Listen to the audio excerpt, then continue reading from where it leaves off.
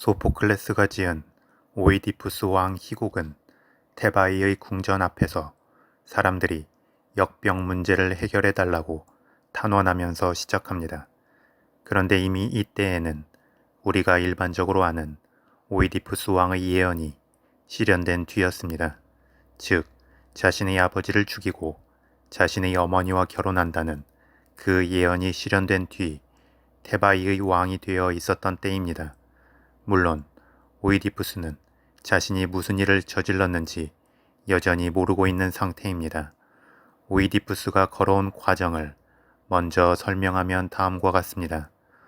오이디푸스의 친아버지는 오이디푸스 이전에 테바이의 왕이었던 라이오스 왕입니다. 그리고 그의 친어머니는 라이오스 왕의 아내인 이오카스테였습니다. 라이오스 왕과 이오카스테가 결혼하여 아들을 낳았는데 아폴론 신의 신탁이 내려집니다. 그것은 바로 그 두 사람의 아들이 아버지를 죽이고 어머니와 결혼한다는 것이었습니다. 이에 두려움을 느낀 라이오스 왕은 아들을 죽이려 하지만 이오카스테는 그 일을 하인에게 맡기고 하인은 다시 그 아이를 들판에 버립니다.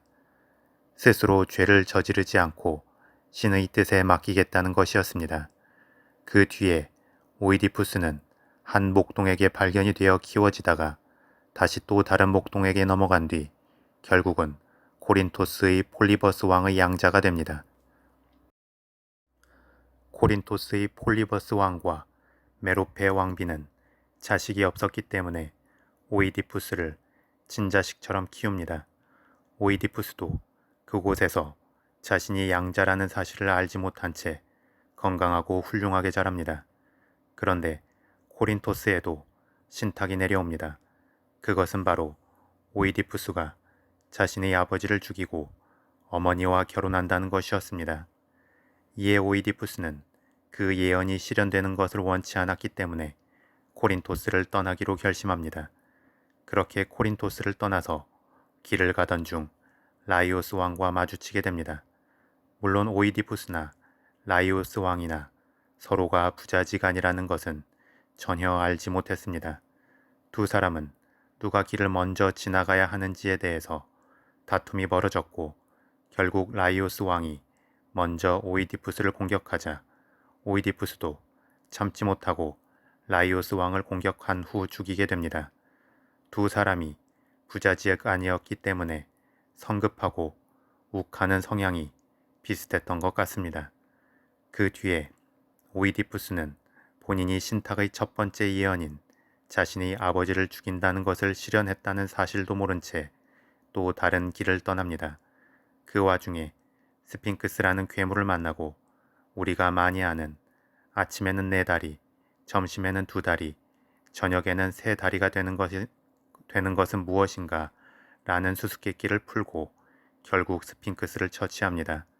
스핑크스는 테바이 백성들에게 위협적인 존재였는데 오이디푸스가 그 괴물을 죽이자 일약 테바이 최고의 영웅으로 등극합니다. 더구나 테바이에는 갑자기 사라져서 소식이 끊긴 라이오스 왕 때문에 왕의 자리가 공석이었습니다. 그렇게 오이디푸스는 라이오스 왕의 자리를 차지하고 두 번째 신탁 예언을 실현합니다. 바로 라이오스 왕의 아내이자 자신의 어머니인 이오카스테와 결혼한 것입니다. 그렇게 두 사람 사이에는 두 아들과 두 딸이 생깁니다. 그래도 오이디푸스는 자신이 저지른 과오를 알지 못한 채 15년의 세월 동안 행복한 시간을 보냅니다. 그런데 아버지를 죽이고 어머니를 취한 오이디푸스의 행위에 노여워한 신들은 테바이의 역병이 창궐하게 만들고 이 시점에서 바로 소포클레스의 비극은 시작합니다. 오이디푸스는 성정이 급하다는 것 빼고는 책임감도 있고 능력도 있고 스핑크스의 수수께끼를 풀 정도의 지혜도 있었습니다. 그래서 왕의 임무를 다하고자 역병을 막을 방법을 찾습니다. 그리고 그 방법은 바로 라이오스 왕을 죽인 사람을 찾아서 희생제물로 바치는 것이었습니다. 오이디푸스는 자신의 처남이자 테바이의 섭정, 즉 제2인자였던 크레온과 예언자 테이레시아스에게 문제의 해결을 맡깁니다. 그러다가 오이디푸스는 예언자 테이레시아스가 뭔가를 알고 있는 것 같은데 말하지 않는 것을 의심하고 그를 추궁합니다. 이에 기분이 상한 예언자는 결국 사실을 말해버립니다. 바로 오이디푸스가 라이오스 왕의 살인자라는 것이었습니다. 하지만 오이디푸스는 그 말을 믿지 않았습니다. 오히려 자신을 죽이려는 이인자 크레온의 음모로 여기고 크레온과 말다툼을 합니다. 그리고 그 다툼을 말리던 이오카스테 왕비는 예전에 라이오스 왕과 함께 받았던 신탁의 내용을 이야기합니다. 바로 그 당시 자신들이 낳은 아들이 아버지를 죽이고 어머니와 결혼할 것이라는 것이었습니다. 이 말을 들은 오이디푸스는 자신이 코린토스에서 받았던 신탁의 내용과 동일해서 놀라움과 함께 혼란에 빠집니다.